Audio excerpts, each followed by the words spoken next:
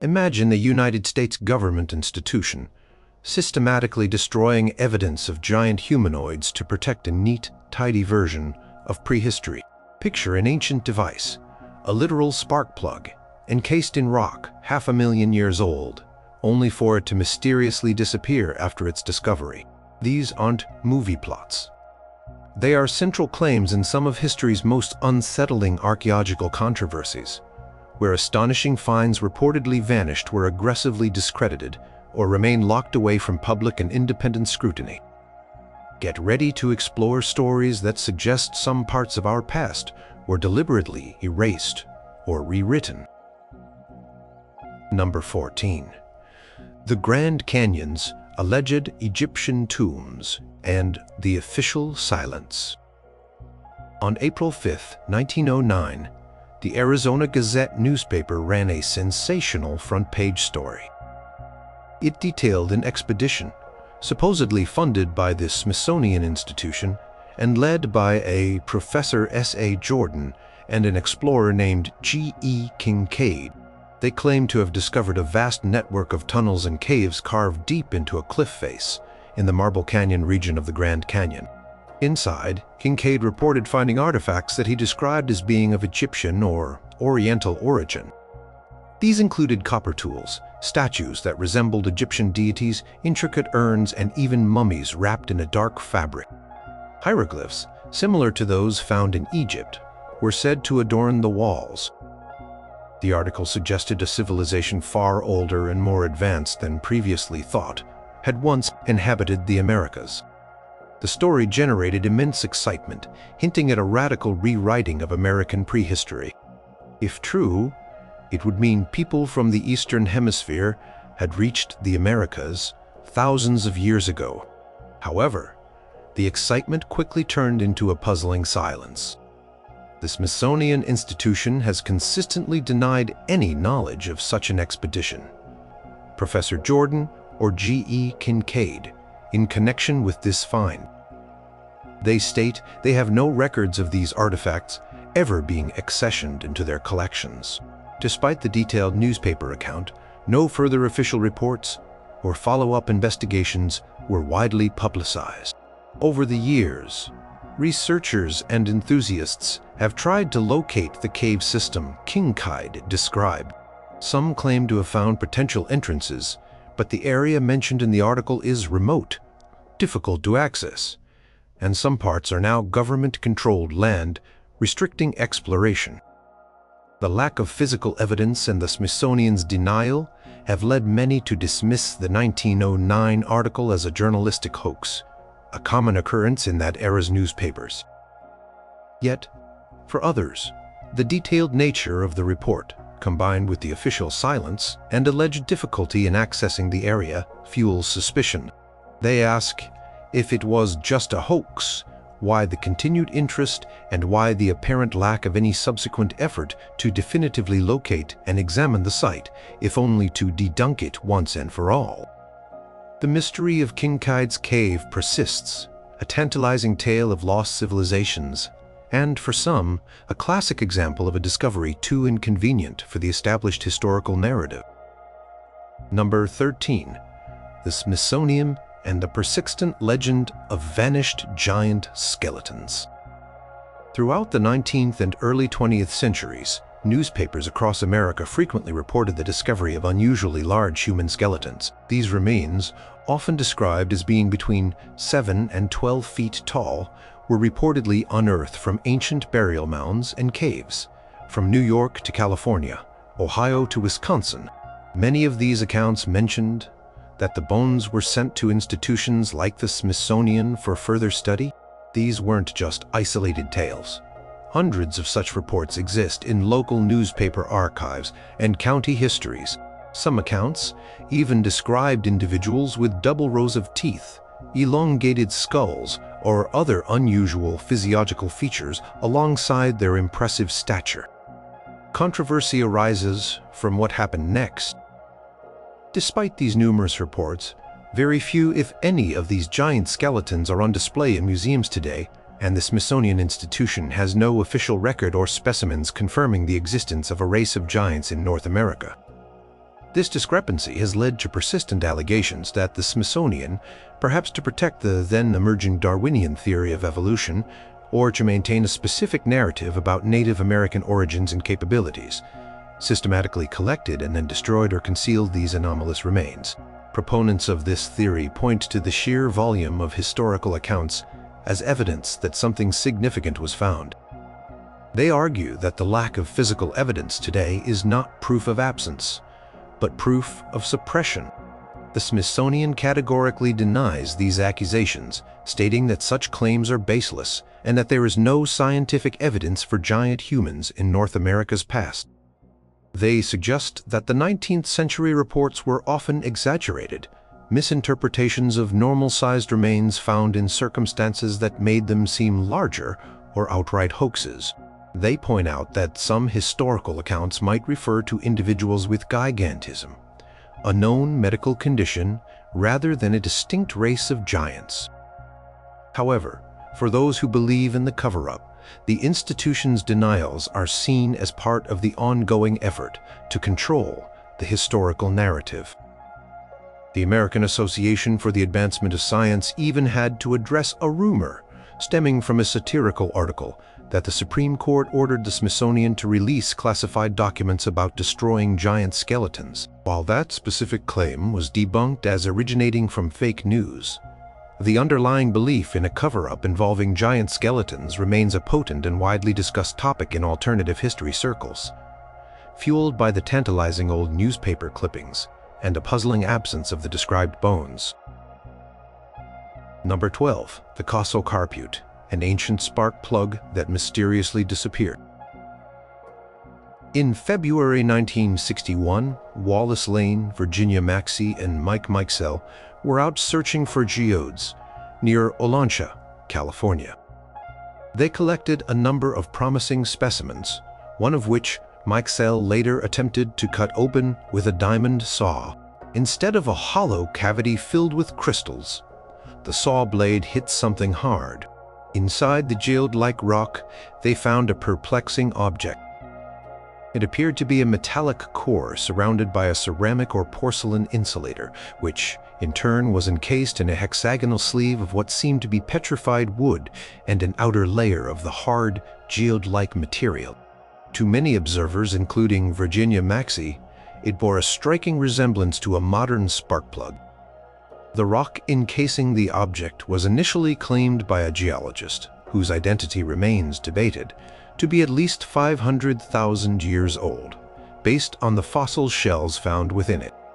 This dating, if accurate, would make the spark plug an impossible, out-of-place betted, or upart, as human technology to manufacture such an item supposedly didn't exist 500,000 years ago. The story gained traction, appearing in various publications. X-rays were reportedly taken, showing a tiny spring or helix at one end of the metallic shaft. For a time, the Coso Artifact, as it became known, was displayed at the Eastern California Museum in Independence. Then, things get murky. The bucket largely vanished from public view in the late 1960s. Its current whereabouts are unknown, at least publicly. This disappearance is a key element of the cover-up theory. Why would such a potentially groundbreaking discovery simply be lost or hidden away? Skeptics offer more mundane explanations. Some suggest it was a 1920s champion spark plug that became encased in a concretion of iron oxide and other minerals through a rapid natural process, not petrification over millennia. They argue the 500,000-year dating was incorrect or misrepresented. The hexagonal shape, they say, is consistent with older spark plug designs. However, without the backup available for independent scientific re-examination, these explanations remain speculative for those who believe in its anomalous nature. Coso Artifact story persists as a tale of a technological relic, found where it shouldn't be, from a time it couldn't be, which then conveniently disappeared, preventing any definitive answers. Was it a genuine upart suppressed for challenging established timelines? or a misidentified modern object whose story got out of hand. The lack of access to the original object keeps the debate alive. Number 11. The Tartaria Tablets, suppressed evidence of Europe's oldest script. In 1961, Romanian archaeologist Nicolae Vlasa made a startling discovery at a Neolithic site in Tartaria, Romania. He unearthed 3 small baked clay tablets inscribed with pictographic symbols. Alongside these tablets, Vlasa found 26 clay and stone figurines and the skeletal remains of an adult human, which were initially interpreted as a ritual burial. The truly controversial aspect of the Tartaria Tablets is their potential age and the nature of their script. Radiocarbon dating of the human remains found with the tablets, though not the tablets themselves, as they cannot be directly dated this way, initially suggested an age of around 5,300 BCE. This would make the Tartaria script significantly older than Sumerian cuneiform or Egyptian hieroglyphs, which are traditionally considered the world's oldest writing systems. If this dating and the interpretation of the symbols as a true writing system are accurate, it would mean that the earliest form of writing originated in southeastern Europe, specifically within the Vinca culture, not in Mesopotamia. This would revolutionize our understanding of early civilization and the development of literacy. However, the tablets immediately became a subject of intense debate. Many mainstream archaeologists and linguists questioned the dating, the context of the find, and whether the symbols constituted a genuine writing system or were merely proto-writing, symbolic decorations, or even a hoax. Some critics pointed to alleged inconsistencies in Vlasa's excavation report and suggested the tablets might be intrusive from a later period or even modern fakes introduced to the site. Others argued the symbols showed similarities to early Sumerian scripts, but suggested these were due to later contact or independent development rather than predating them. The cover-up angle comes from the perception by some researchers that the implications of the Tartaria tablets are so profound, potentially shifting the cradle of civilization narrative away from the Near East, that there has been a concerted effort by the academic establishment to downplay their significance, discredit the find. Proponents of the tablets' antiquity and importance, like the late Lithuanian-American archaeologist Marija Gimbutas, saw them as crucial evidence for an advanced old European civilization. They argue that the resistance to accepting the tablets' age and script is due to a deep-seated bias in favor of Mesopotamian primacy. The tablets themselves are housed in the National History Museum of Transylvania in Cluj-Napoca, Romania, but the debate over their meaning, age, and the circumstances of their discovery continues to smolder with accusations that their true importance is being deliberately obscured. Number 10. The Bosnian Pyramids, ancient wonder or modern misinterpretation, and why the secrecy. In 2005, Bosnian-American businessman and amateur archaeologist Semir Osmanic announced a sensational claim. A cluster of hills near the town of Visoko, northwest of Sarajevo, in Bosnia and Herzegovina, were not natural formations but man-made pyramids. He named the largest hill the Pyramid of the Sun, suggesting it was over 220 meters tall, dwarfing Egypt's Great Pyramid.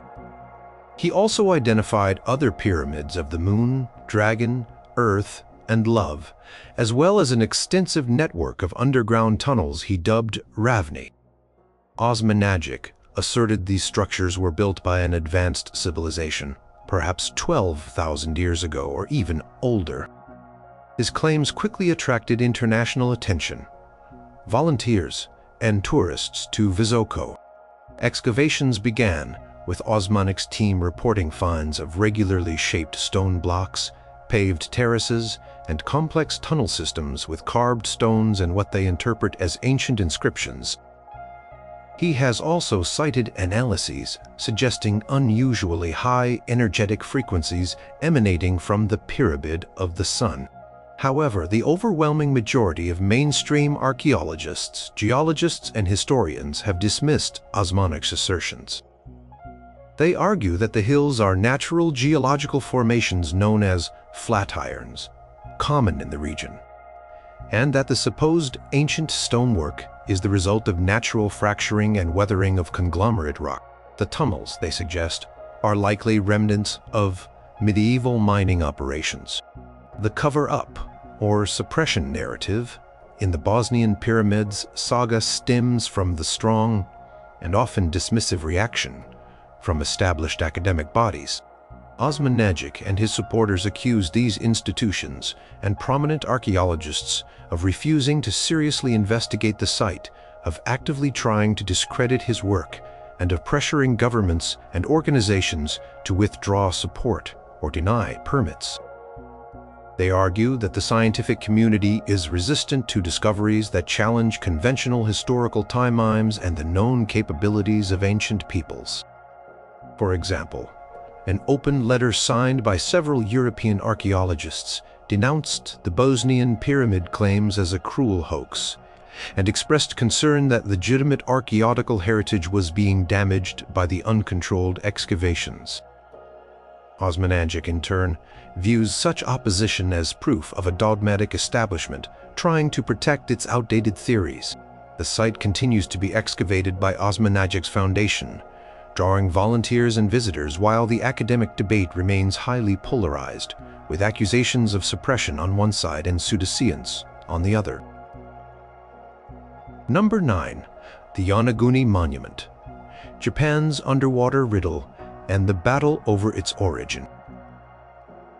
In 1986, a local diver named Kihachiro Arateki, while searching for new shark-watching spots off the coast of Yonaguni Island, the southernmost of the Ryukyu Islands in Japan, stumbled upon a massive terraced rock formation submerged about 25 meters underwater. The structure, now known as the Yonaguni Monument or Yonaguni Submarine Ruins, is truly immense, roughly 150 meters long, 40 meters wide, and featuring what appear to be huge, distinct steps, flat terraces, and near-perfect right angles. It looks strikingly like a man-made construction, perhaps a temple or a ceremonial platform swallowed by the sea. The discovery ignited a fierce debate. Marine geologist Masaki Kimura, formerly of the University of the Ryukyus, became the most prominent academic proponent of the theory that Yonaguni is a man-made monolith carved by an ancient civilization at least 10,000 years ago, before rising sea levels submerged it at the end of the last ice age. Kimura has identified features he interprets as roads, walls, a turtle carving, and even a star-shaped carving. If he is correct, it would imply a sophisticated stoneworking culture existed in East Asia far earlier than current historical models suggest. He has meticulously mapped the site and presented his findings at conferences. However, the majority of mainstream geologists and archaeologists, particularly in Japan and internationally, remain unconvinced. They argue that the formation is entirely natural, a result of sandstone eroding along natural bedding planes and joint lines, which can create remarkably regular step-like features. They point to similar natural formations in the region and elsewhere. The cover-up aspect, according to proponents of the man-made theory, lies in the alleged reluctance of mainstream academia to seriously consider or fund research into Yonaguni as an artificial structure. They suggest that such a discovery would be too disruptive to established timelines of Asian civilization, and that there's an unwillingness to engage with evidence that challenges orthodox views. Some feel that Kimura's work has been unfairly marginalized or ignored.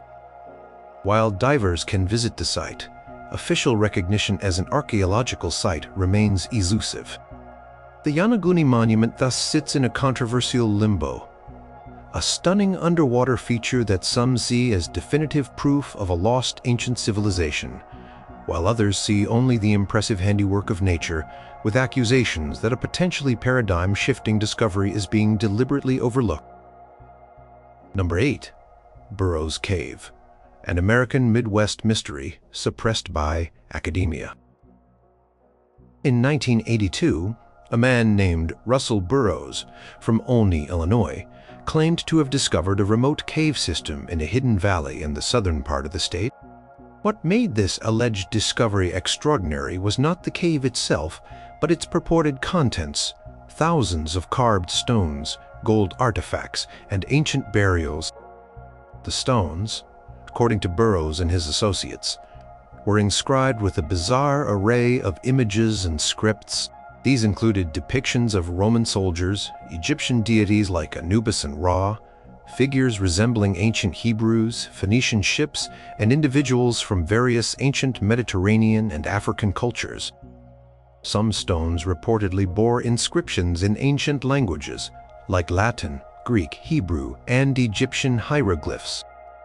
If authentic, these artifacts would completely rewrite the history of pre-Columbian America, suggesting extensive transatlantic contact thousands of years ago. The Burroughs Cave story quickly became highly controversial. Russell Burroughs himself was a secretive figure, and the exact location of the cave was never publicly revealed, ostensibly to protect it from looters. He provided some of the carved stones to researchers and collectors, but access to the cave itself was extremely limited or non-existent for independent archaeologists. Mainstream archaeologists and linguists who examined photographs or some of the actual stones overwhelmingly dismissed them as modern fakes or hoaxes. They pointed to inconsistencies in the artistic styles, the crude nature of many carvings, improbable anachronisms in the depictions, and grammatical errors in the supposed ancient scripts. The sheer eclecticism of the artifacts, a jumble of cultures from across the world, also raised red flags. However, a dedicated group of supporters believes the Burroughs Cave artifacts are genuine and represent suppressed evidence of a complex Mahel ancient presence in North America. They argue that the academic dismissal is too quick and biased, driven by a desire to protect established historical narratives. Cover-up theory here centers on the idea that the implications of Burroughs Cave are so revolutionary that the academic establishment has actively worked to discredit the find without proper, open investigation. They point to the sheer number of artifacts. Burroughs claimed thousands remain in the cave, and the variety of materials, including gold, as being too elaborate for a simple hoax. The fact that the cave's location remains a secret feeds into this narrative, with proponents suggesting it's kept hidden to prevent establishment figures from seizing or destroying the evidence. Despite numerous books and articles by supporters, Burroughs Cave remains firmly in the realm of fringe archaeology, a potent symbol for some of vital historical evidence being deliberately ignored and suppressed by a closed-minded academia. Number 7. The Ica Stones. Peru's controversial dinosaur library, hidden from plain sight. The Ica stones are a collection of thousands of andesite stones found in the vicinity of Ica, Peru, engraved with a remarkable array of scenes. These depictions include what appear to be humans coexisting with dinosaurs, advanced medical procedures like open heart surgery and brain transplants, telescopes, flying machines, and detailed maps of unfamiliar landmasses. The stones were brought to public attention in the 1960s by Dr. Javier Cabrera Darquea, a local physician who amassed a collection of over 11,000 of these engraved stones, which he housed in a private museum. Cabrera claimed the stones were created by an incredibly ancient and advanced human civilization which he called Glyptolithic man, who supposedly lived millions of years ago, alongside dinosaurs and possessed technology far beyond our own. He received many of the stones from local farmers, particularly Basilio Ushuaia, who claimed to have found them in caves and riverbeds. The authenticity of the Ica stones has been a subject of intense debate. Mainstream archaeologists and paleontologists almost universally regard them as modern fakes created by local artisans to sell to tourists and collectors like Cabrera. They point out that there is no credible archaeological context for the stones. They were not found in situ through scientific excavation. The depictions of dinosaurs are often anachronistic or inaccurate according to modern paleontological understanding. Furthermore, Basilio Uscia himself admitted in interviews that he and other farmers had carved many of the stones, learning what to depict from comic books, textbooks, and Cabrera's own theories, because they were a good source of income. Despite these strong arguments for forgery, Dr. Cabrera maintained their authenticity until his death, and a dedicated following continues to believe the stones are genuine relics of a lost super-advanced civilization. The cover-up narrative here suggests that the scientific community refuses to seriously investigate the Ica stones because they would overturn established theories of human evolution, history, and paleontology. Proponents argue that the sheer number and complexity of the carvings, as well as the patina and signs of age on some stones, though this is also disputed, point to an ancient origin. They suggest that admissions of forgery were coerced or selective, and that a core of genuine ancient stones exists within the collection. Controversy is fueled by the desire to believe in a more fantastic human past and the accusation that mainstream science actively suppresses evidence that doesn't fit its rigid paradigms. The Ica stones remain a classic example of forbidden archaeology, with supporters claiming the truth is being deliberately hidden from the public. Number 6. The Acambaro figurines. Prehistoric coexistence, or elaborate hoax kept quiet.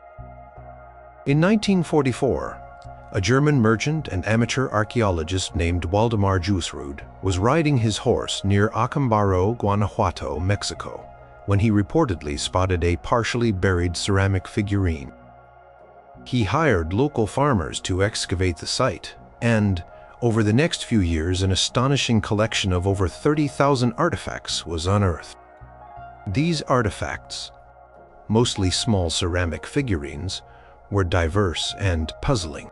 They included depictions of various human races, everyday objects, musical instruments, and most controversially, numerous figures that bore a striking resemblance to dinosaurs, brontosauruses, tyrannosauruses, stegosauruses, and many others. Some figurines even showed humans interacting with these dinosaur-like creatures, hunting them or playing with them. If authentic and accurately dated to pre-Columbian times, these figurines would imply that humans and dinosaurs coexisted, a direct contradiction to the scientific consensus that non-avian dinosaurs went extinct about 65 million years before humans evolved.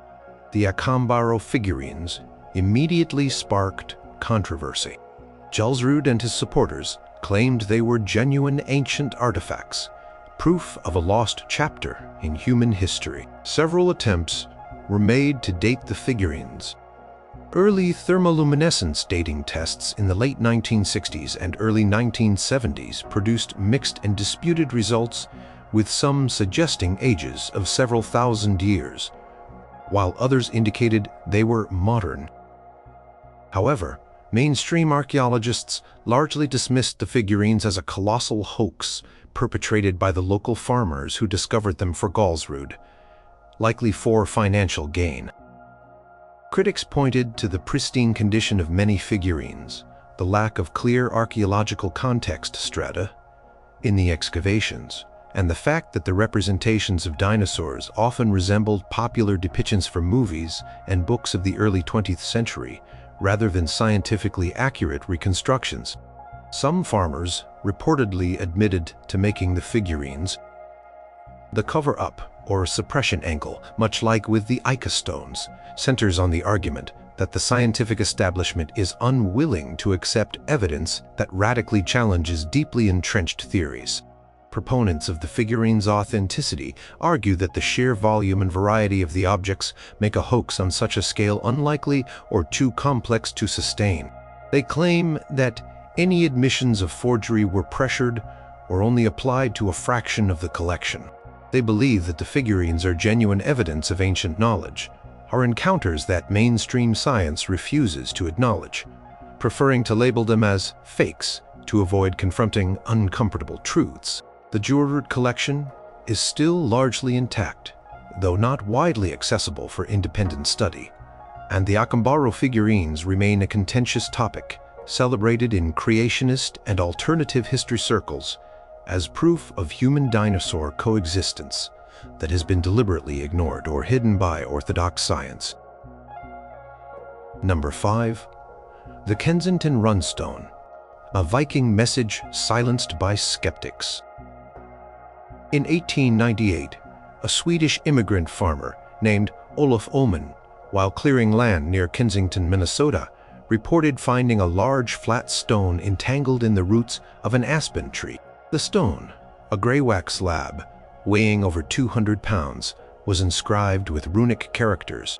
Have 10 men by the sea to look after our ship's 14 days' journey from this island. Year 1362. If authentic, the Kensington Runestone, KRS, would be extraordinary evidence that Scandinavian explorers penetrated deep into the North American continent in the mid-14th century, long before Columbus. The stone immediately became and remains one of the most fiercely debated archaeological objects in North America. Early evaluations by rhenologists and linguists were largely negative, declaring it a 19th century forgery. Pointed to unusual runic forms, grammatical anomalies, and linguistic features inconsistent with 14th century Scandinavian languages. The circumstances of the discovery were also questioned by some. However, the KRS also attracted strong defenders, particularly within the local Scandinavian American community and among amateur researchers who believed in its authenticity. They argued that the linguistic and runic peculiarities could be explained by regional dialects or the unique circumstances of the inscription. Geologist Newton H. Winchell, after studying the stone and the site, concluded in 1910 that the inscription was ancient, citing weathering patterns. The cover-up, or suppression narrative, associated with the Kensington Runestone involves accusations that mainstream academia, particularly East Coast institutions, was predisposed to dismiss any evidence of pre-Columbian Norse exploration in areas far from the known Lands o' Meadows site in Newfoundland. Proponents of the stone's authenticity, like Hjalmar Holand, who championed it for decades, felt that scholars rejected it out of hand due to prevailing biases and a reluctance to rewrite accepted historical narratives. They argued that objections were often based on pedantic or flawed anomalies, and that evidence supporting its age was ignored. For example, some point to the weathering of the inscription and the tree roots as consistent with an old Becket. Despite numerous studies over the decades, with arguments and counter-arguments from both sides, no definitive consensus has been reached that satisfies everyone. The stone is now displayed at the Runestone Museum in Alexandria, Minnesota, a testament to a persistent historical mystery, with its supporters still feeling that its true message about America's past has been unfairly silenced by a skeptical establishment. Number 4. The Piri Rice Map. Ancient cartography, too advanced, then downplayed. In 1929, a remarkable discovery was made in the Topkapi Palace in Istanbul, Turkey. A section of a world map, drawn on gazelle skin parchment, was found. It was signed by an Ottoman admiral and cartographer named Piri Reis and dated to the month of Muharram in the Islamic year 919 AH, corresponding to 1513 CE. The Piri Reis map is renowned for its surprisingly accurate depiction of the western coasts of Europe and North Africa and the coast of Brazil. What makes it truly controversial, however, are its depiction of what appears to be the Antarctic coastline, specifically Queen Maud Land shown free of ice and its alleged use of sophisticated projection methods. Antarctica itself was not officially discovered until 1820, and its coastline was not comprehensively mapped, especially beneath the ice cap, until well into the 20th century using modern technology. The map immediately raised questions. Piri Reis himself noted in an inscription on the map that he had compiled it from about 20 older source maps, including some allegedly dating back to the time of Alexander the Great and one supposedly captured from Christopher Columbus. This led to speculation about lost ancient knowledge of global geography. Professor Charles Hapgood, in his 1966 book, Maps of the Ancient Sea Kings, famously argued that the Piri Reis map and others like it were based on source maps created by an unknown, advanced ancient maritime civilization that had mapped the entire globe with incredible accuracy. Hapgood suggested that the depiction of Antarctica without ice indicated the source maps were drawn when that continent was indeed ice-free thousands of years ago. Mainstream cartographers and historians offer more conventional explanations. They suggest that the Antarctic coastline is more likely a speculative or distorted representation of the South American coastline, perhaps bending eastward. They point out that while parts of the map are accurate, others contain significant errors and distortions. The idea of an ice-free Antarctica depicted from ancient surveys is generally dismissed as geological evidence indicates Antarctica has been ice-covered for millions of years, though coastal areas may have had less ice during certain interglacial periods. Cover-up or downplaying aspect, according to Hapgood's supporters and others, is the alleged refusal of mainstream science to seriously consider the possibility of highly advanced prehistoric cartography, or a lost global civilization. They feel that the truly anomalous aspects of the map, particularly the Antarctic depiction and its geometric precision in certain areas, are too readily explained away to fit existing paradigms. The Piri Reis map remains a source of fascination and debate, a tantalizing glimpse into the cartographic knowledge of the early 16th century, and for some a hint of a much deeper, perhaps deliberately ignored, historical mystery. Number 3. The Serpent Mounds, True Age, unveiling a deeper, possibly hidden past. The Great Serpent Mound in Adams County, Ohio, is an internationally renowned effigy mound, a massive earthen sculpture representing a writhing serpent nearly a quarter of a mile long. For many years, it was attributed to the Adena culture, circa 800 BCE to 100 CE, or the Fort Ancient culture, circa 1000 CE to 1750 CE, based on nearby burial mounds and artifacts. It's one of the most recognizable and enigmatic Native American earthworks. However, the true age and original builders of the Serpent Mound have become a subject of increasing controversy with some researchers, suggesting it is far older than traditionally believed, and that this older history might be overlooked or downplayed.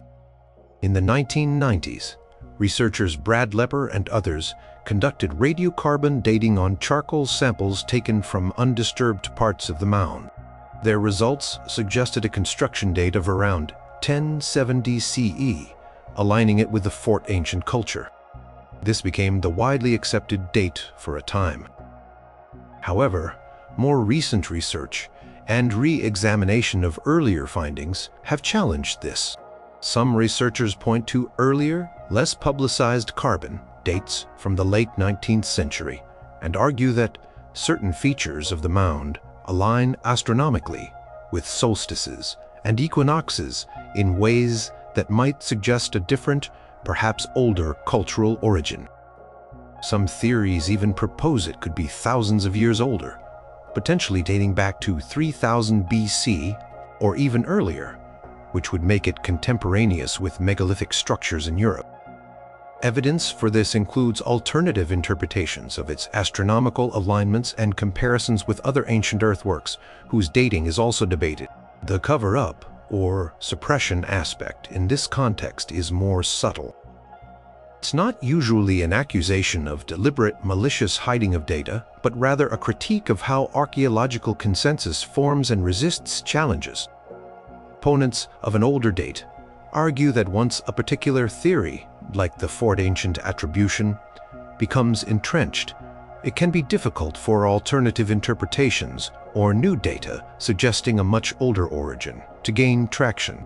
They might feel that evidence pointing to an earlier construction is not given sufficient weight, or that funding and research opportunities are biased towards reinforcing existing timelines.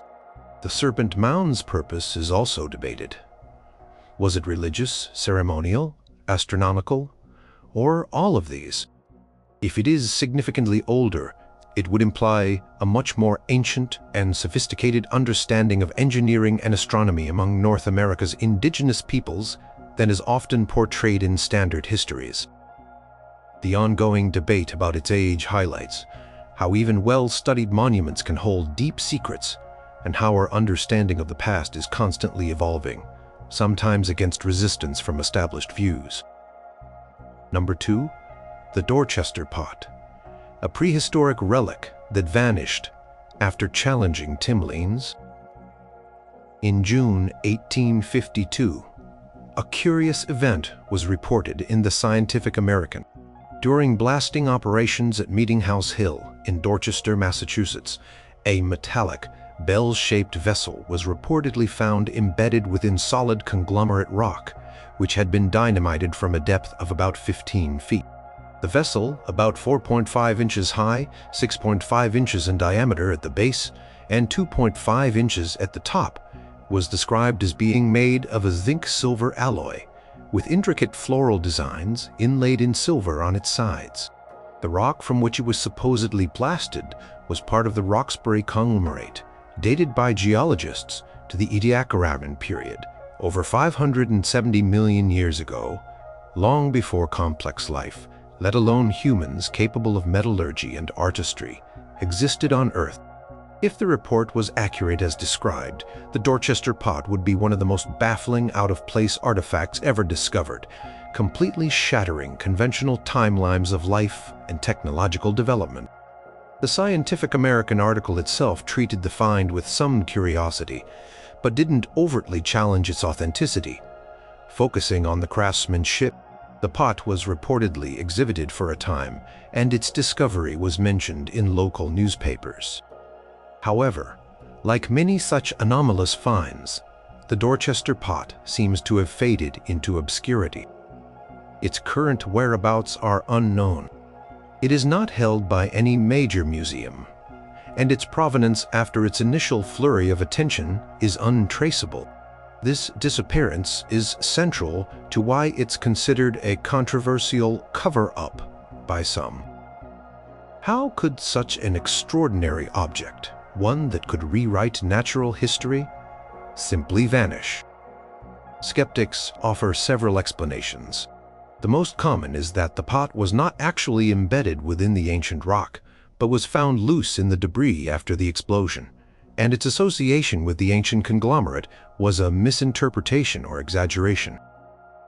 Others suggest it might have been a more recent object, perhaps a candlestick holder or incense burner from the 17th or 18th century that became lodged in a crevice and was then encased by minerals or debris, or simply mixed in with the rubble. Without the object itself to study using modern analytical techniques, it's impossible to verify its composition, age, or the nature of its supposed entombment in the rock. For those who believe it was a genuine prehistoric Beckett, its disappearance is seen as highly suspicious. Another example of evidence that doesn't fit the standard model being conveniently lost or ignored by a scientific establishment unwilling to confront paradigm-shattering discoveries. The Dorchester Pot remains a footnote in the annals of strange finds, a mystery fueled by a brief 19th century report and its subsequent vanishing act. Number 1. Giza's gatekeepers. What discoveries near the pyramids are allegedly kept under wraps? The Giza Plateau in Egypt, home to the Great Pyramid, the Sphinx, and other iconic monuments, is arguably the most famous archaeological site in the world. It has been studied for centuries, yet it continues to be a source of intense speculation and controversy, particularly regarding what might still be hidden beneath the sands or within the structures themselves, and who controls access to this knowledge. For decades, Egyptian archaeology, especially at Giza, was heavily influenced, if not controlled, by figures like Dr. Zahi Hawass, former Minister of Antiquities. While Hawass has overseen significant discoveries, and conservation efforts, he has also been a controversial figure, accused by some independent researchers, alternative historians, and even some mainstream archaeologists of tightly restricting access, dismissing theories that challenge his own and potentially downplaying or concealing finds that don't fit the orthodox theories. Allegations of suppression at Giza are wide-ranging. They include claims that unexplored chambers and tunnel systems exist within or beneath the pyramids and the Sphinx, hinted at by anomalous readings from ground-penetrating radar surveys or remote sensing projects.